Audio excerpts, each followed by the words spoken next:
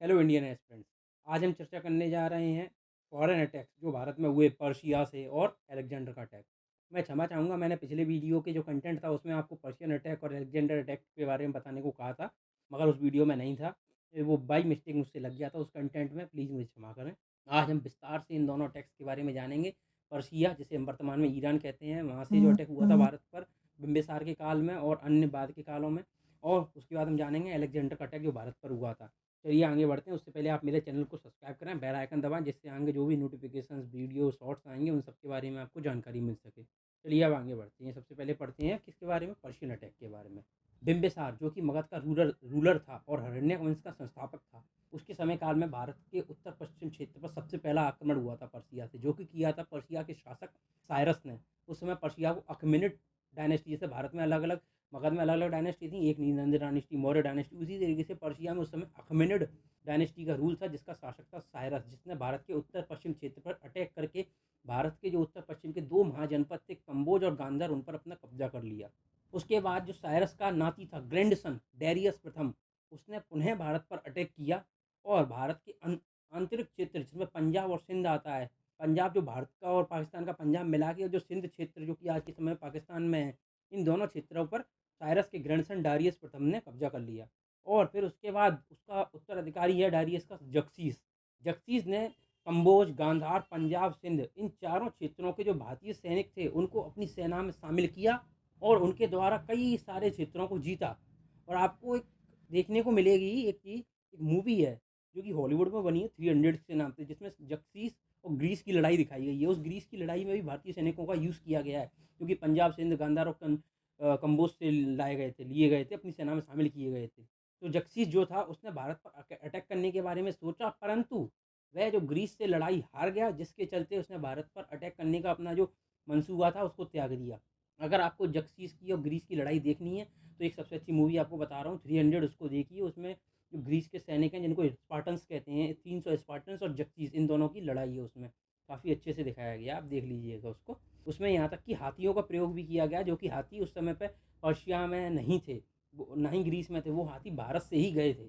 ऐसा कहा जाता है कि वो हाथी भारत से ही गए थे, उनका प्रयोग किया गया था जक्सीस के द्वारा। इसके बाद हम चर्चा करते हैं कि जो पर्शियन अटैक हुआ उसका भारत पर क्या प्रभाव पड़ा। सबसे पहला प्रभाव लिखा है, इंडो ईरानियन ट्रेड स्टार्ट हो गया। भारत का और ईरान का जो व्यापार है वो आरंभ हो गया, दोनों के बीच में सांस्कृतिक आदान प्रदान हुआ, व्यापार का आदान प्रदान हुआ, इससे व्यापार काफ़ी तेज़ी से आगे बढ़ने लगा। दूसरा, जो खरोष्टी लिपि थी, भारत में उस समय ब्राह्मी लिपि चलायमान थी, लेकिन ईरान का जो अटैक हुआ उसके बाद भारत में खरोष्टी लिपि भी चलायमान हो गई, जो कि ईरान में चलती थी। उस खरोष्टी लिपि का भी आगमन हुआ भारत में। खरोष्टी लिपि सीधे हाथ से लेकर उल्टे हाथ में लिखी जाती है, मतलब राइट टू लेफ्ट लिखी जाती है। हिंदी कैसे लिखी जाती है, लेफ्ट टू राइट, और खरोष्टी लिपि लिखी जाती है राइट टू लेफ्ट। और भारत में एक और आर्किटेक्चर का प्रकार आया, पिलर आर्किटेक्चर, जिसमें पिलर खड़े किए जाते थे बीच में, डिजाइनदार आपने देखे होंगे कई, आज भी कई स्थानों पर। हमारे राष्ट्रपति भवन में देखिए पिलर खड़े हैं बाहर, तो वही होता है, पिलर आर्किटेक्चर आया भारत में। ठीक है, कई सारे इतिहासकारों का कहना है कि पिलर आर्किटेक्चर वहाँ से नहीं आया, हमारा देश ही है। ठीक है, वहीं कई सारे इतिहासकारों का कहना है कि ईरान से ही आया था जब अटैक हुआ था उसके बाद। और इसको मौर्य काल में काफ़ी प्रभावी रूप से अशोक ने इस पर अपने स्तंभ लिखवाए हैं पिलर्स पर। लेकिन हाँ, उनका जो पिलर आर्किटेक्चर है पर्शिया का, और जो भारत का पिलर आर्किटेक्चर जो मौर्य काल में अशोका ने उन पर अपने अभिलेख लिखवाए हैं, उनमें और पर्शिया की में काफ़ी अंतर है। अशोक के जो पिलर हैं वो एकास में, मतलब एक ही चट्टान को काट कर पिलर बनाया गया है पूरा ऊपर तक। उसके ऊपर कैपिटल, फिर अबेकस, अबेकस के ऊपर कोई जानवर की मूर्ति वगैरह, जैसे शेर, गाय, बैल। वहीं दूसरी ओर जो पर्शिया का पिलर आर्किटेक्चर है उसमें एकास में नहीं है, कई सारे पत्थरों को जोड़ जोड़ कर पिलर बनाया गया है। ये एक अंतर भी है बड़ा। ठीक है, उसके बाद हम पढ़ते हैं, why could the Indians not stop this attack on themself. Bharat अपने ऊपर पर्शिया के अटैक होने से क्यों नहीं रोक सका। पहला कारण, भारत के जो 16 महाजनपद थे उनमें यूनिटी नहीं थी, एकता नहीं थी एक दूसरे में। दूसरा एक बड़ा कारण था, जो कंबोज और गांधार थे वो भारत की मेन भूमि से काफ़ी दूरी पर थे, उत्तर पश्चिम में थे, एकदम कॉर्नर में। और उनके पास ना ही एक अच्छी आर्मी थी, ना ही उनके पास अच्छे वेपन्स थे जिससे वो पर्शिया के अटैक का सामना कर पाते, उसे रोक पाते। ठीक है, चलिए अब हम आगे बढ़ते हैं। आगे अब हम पढ़ते हैं अलेक्जेंडर का अटैक। ठीक है, आपके लिए ज़्यादा इंपॉर्टेंट दोनों ही है, लेकिन अलेक्जेंडर का अटैक ज़्यादा इंपॉर्टेंट है, इसके बारे में कई बार कई एग्जाम में पूछा भी जाता है। चलिए सबसे पहले ये जानते हैं कि अलेक्जेंडर भारत पर अटैक करना क्यों चाहता था। किसी भी ऐसा तो है नहीं आज सुबह उठे और अटैक करना है, चलो अब आज इस देश को उड़ा देते हैं, आज इस देश को उड़ा देते हैं, ऐसा तो है नहीं। कोई पाकिस्तान तो है नहीं है, या नॉर्थ कोरिया कि सुबह उठ के अमेरिका से बोलना आज ही न्यूक्लियर मिसाइल फेंकूंगा। और पाकिस्तान भारत से बोलता है आए दिन कि आज ही न्यूक्लियर मिसाइल फेंकूँगा, कोई इतना बेल्ला तो बैठा नहीं है। तो अलेक्जेंडर भारत पर अटैक क्यों करना चाहता था? पहले ये देखते हैं। Why did Alexander want to attack on India? सबसे पहला कारण, अलेक्जेंडर विश्व विजय पर निकला था, तो विश्व विजय में भारत ज़रूर आएगा। तो पहला कारण, विश्व विजेता बनने के लिए भारत को जीतना ज़रूरी है उसको। दूसरा कारण, जो फादर ऑफ हिस्ट्री कहे जाते हैं हेरोडोटस, हेरोडोटस ने अलेक्जेंडर को बताया कि भारत बहुत ज़्यादा अमीर है, इंडिया इज़ वेरी रिच। तो अलेक्जेंडर इस बात से भारत की ओर आकर्षित हुआ कि भारत में बहुत अमीरी है, बहुत पैसा बटोरूंगा। तीसरा, अलेक्जेंडर को भूगोल बहुत अच्छा लगता था, ज्योग्राफी। और उस समय मैसेडोनिया, जहाँ पे अलेक्जेंडर का जन्म हुआ था, उस समय वहाँ पे एक कथा प्रचलित थी कि भारत के बाद जो समुद्र है वो दुनिया का अंत है। और अलेक्जेंडर को भूगोल बहुत पसंद था, इसलिए वो देखना चाहता था कि दुनिया का अंत कैसा है, मैं दुनिया के अंतिम छोर को देखना चाहता हूँ। इसलिए वो भारत को जीतना चाहता था, फिर उसके बाद के समुद्र को देखना चाहता था जो दुनिया का अंत कहा जाता था। उस समय मैसेडोनिया में ये कथा प्रचलित थी। ठीक है, ये 3 कारण थे बड़े जिसके कारण अलेक्जेंडर भारत पर अटैक करना चाहता था। अब देखते हैं किस तरीके से अलेक्जेंडर ने अपना अटैक आरंभ किया। अब जब अलेक्जेंडर विश्व विजेता बनने के लिए निकला था ना, तो उसको कोई नहीं जानता था। एक ग्रीस छोटे से राज्य का एक छोटा सा राजा समझ लीजिए, क्या बड़ा है, वो एक विश्व विजेता बनने के लिए निकला है। कौन उसको समझेगा, कौन उसकी मतलब जय जयकार पूरे विश्व में होगी? नहीं। लेकिन उस समय जय जयकार किसकी होती थी? मैंने अभी आपको बताया, पर्शिया पूरे विश्व का सम्राट था। जक्सी साहब देखिएगा, बहुत अच्छी ताकत थी उसके बाद। तो उसकी जो उत्तराधिकारी थे ना, डेरियस थ्री, कई उत्तराधिकारी के उत्तराधिकारी है डेरियस थ्री। तो जब बैटल ऑफ गॉगमेला में अलेक्जेंडर ने डेरियस थ्री को हरा दिया, पर्शिया के किंग को, 330 बीसी में, उसके बाद तो अलेक्जेंडर का जो प्रभाव था और उसकी जो ख्याति थी संपूर्ण विश्व में फैल गई कि अलेक्जेंडर एक शासक है जिसने पर्शिया के राजा डेरियस थ्री को हरा दिया। डेरियस थ्री ऐसा मान के चलिए जैसा आज के समय पे अमेरिका है, और अमेरिका को कोई देश पछाड़ दे, कोई देश, कोई छोटा सा अफ्रीका का, अभी उसको कोई नहीं जानता, तो कैसी उसकी ख्याति हो जाएगी पूरे विश्व में? अमेरिका को पछाड़ दिया, अमेरिका को। वही बात थी उस समय कि डेरियस को हरा दिया किसी शासक ने, अलेक्जेंडर ने। इसके बाद तो अलेक्जेंडर की पूरे विश्व में फेम हो गया, अलेक्जेंडर, अलेक्जेंडर के नाम से। बैटल ऑफ गॉगमेला के बाद Alexander spread through out the world, पूरे विश्व में उसका प्रसार मतलब ख्याति फैल गई। उसके बाद 327 बीसी में अलेक्जेंडर ने खैबर पास, जो भारत के उत्तर पश्चिम में खैबर पास को पास किया, उसका 326 में इंडस नदी को क्रॉस किया, इंडस नदी को क्रॉस करके भारत की ओर आया। और उसका सबसे पहला मुकाबला हुआ सॉरी तक्षशिला के शासक अम्बी से। लेकिन अम्बी ने अलेक्जेंडर के साथ युद्ध नहीं किया, आत्मसमर्पण कर दिया, क्योंकि अम्बी को इस बात की पूर्ण भान था कि वो हारेगा ही हारेगा, उसमें कोई दो राय नहीं है। इसलिए अम्बी ने सोचा अपने सैकड़ों हजारों सैनिकों की बलि चढ़ाने से अच्छा है डायरेक्ट आत्मसमर्पण करूँ और कहूँ कि मैं आपका आधिपत्य स्वीकार करता हूँ, यहाँ पे शासन मैं करूँगा बस। अलेक्जेंडर का ठीक है, मेरा आधिपत्य स्वीकार करो और यहाँ पे तुम शासन करते रहो अपना। इससे उसने सैकड़ों हजारों सैनिकों की जान भी बचा ली।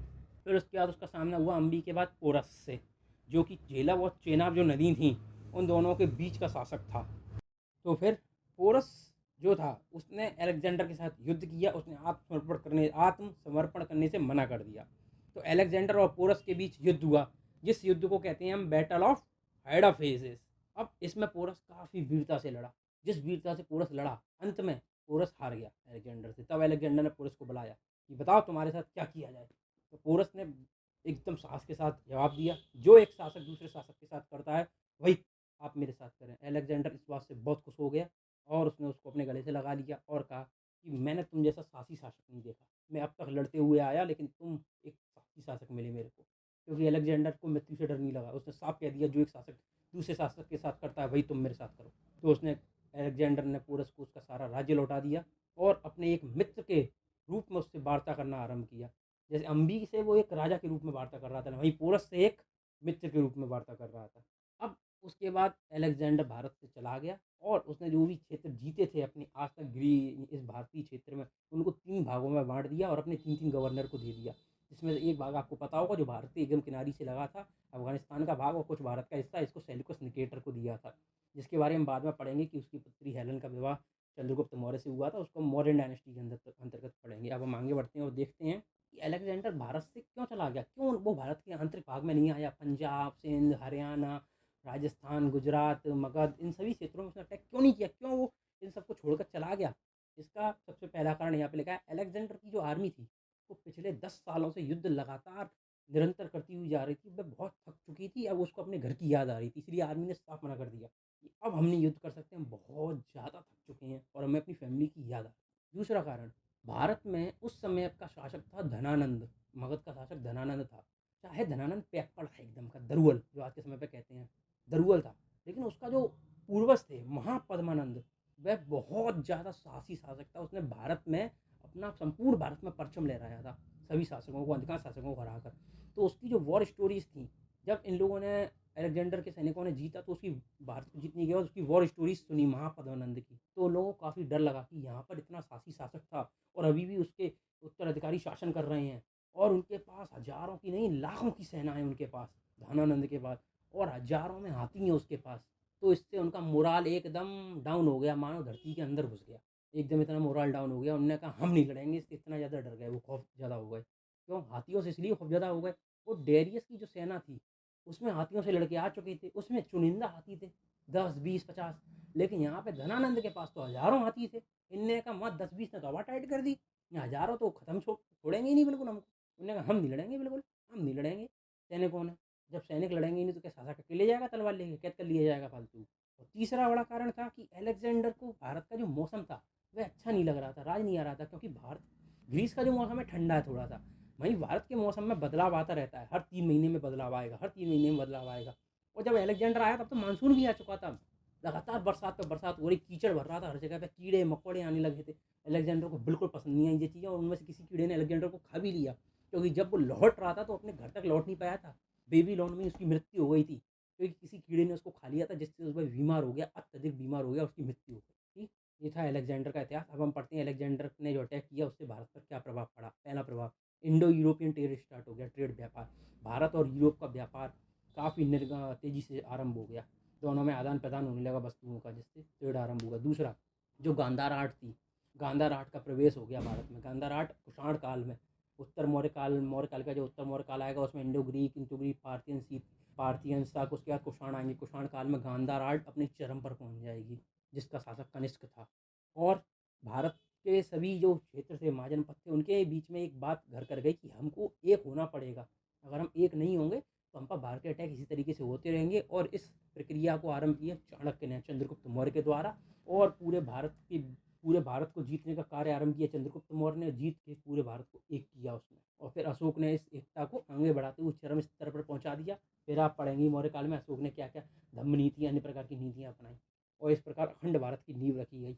अखंड भारत की नींव इसी काल में रख दी गई चाणक्य के द्वारा। ठीक है, थैंक यू दोस्तों। ये आपके दोनों इन्वेजन खत्म होते हैं। आप मेरे चैनल को सब्सक्राइब करें, बेल आइकन दबाएं, जिससे आपको अन्य जो भी वीडियोज़ आती रहेंगी उसके बारे में पता चलता रहेगा। धन्यवाद।